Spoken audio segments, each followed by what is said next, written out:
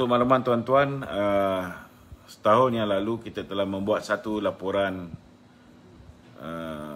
laporan polis ke laporan SPRM ke atas Datuk Siti Zainab, iaitu Peguam Cara Negara 2. Peguam Cara Negara 2 ini, sesedara, terlibat dengan beberapa penyalahgunaan kuasa, dan salah satu perkara yang telah kita bangkitkan ialah dengan mengeluarkan geran tanah di mana beliau dan kakaknya telah memohon sebidang tanah di kawasan Ampang, di mana pada ketika itu beliau hadir dalam mesyuarat, hadir, bukan setakat hadir, tidak meninggalkan mesyuarat ketika keputusan mau dibuat. Beliau juga hadir mewakili Jabatan Peguam Negara selaku Land Exco ataupun apa yang dipanggil sebagai Exco Tanah untuk wilayah Persekutuan. Dan kita telah membuat laporan SPRM meminta supaya tindakan diambil ke atas beliau yang telah jelas menyalahgunakan kuasa. Namun pada ketika itu, Peguam Negara yang menggantikan Tommy Thomas, walaupun kita tahu bahawa SG2 Siti Zainab ini memang rapat dengan Tommy Thomas.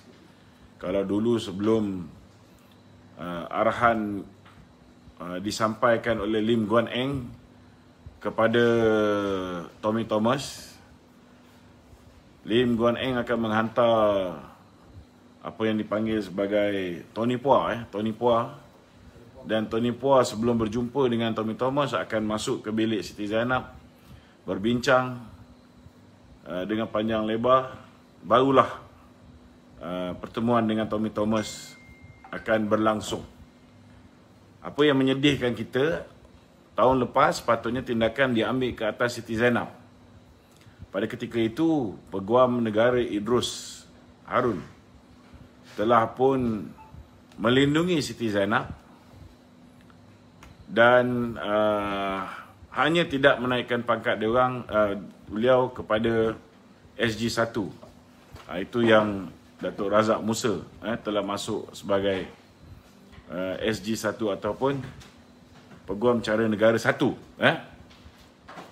Namun tahun ini tuan-tuan, bila mana kita dah tukar Perdana Menteri, kita pun nampak usaha ke arah kita tengok kenyataan yang dikeluarkan oleh UMNO sendiri mengatakan bahawa perlu ada siasatan perlu ada siasatan ke atas apa yang telah didedahkan oleh oleh Tommy Thomas, dan sewajarnya pendedahan itu dilakukan RCI.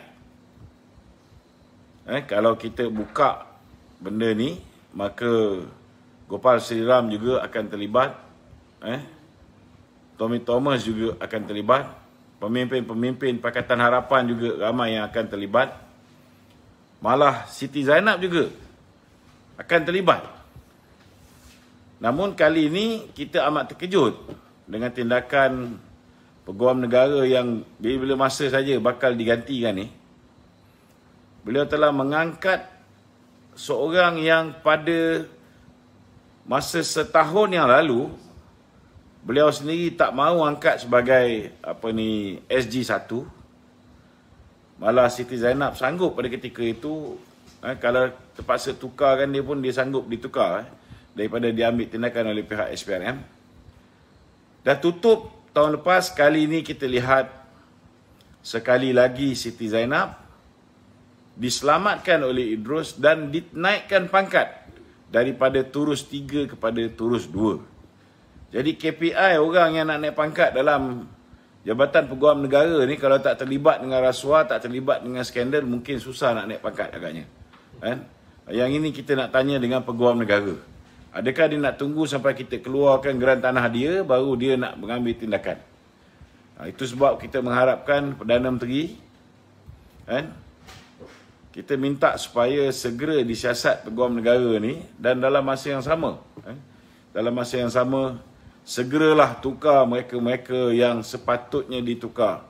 Orang seperti Peguam Negara, orang seperti DG Kesihatan, sewajarnya sudah pun ditukar pada hari ini bagi memastikan sistem perundangan kita, sistem kehakiman kita, termasuklah Ketua Hakim Negara, dapat kita pulihkan daripada pengaruh Pakatan Harapan, dan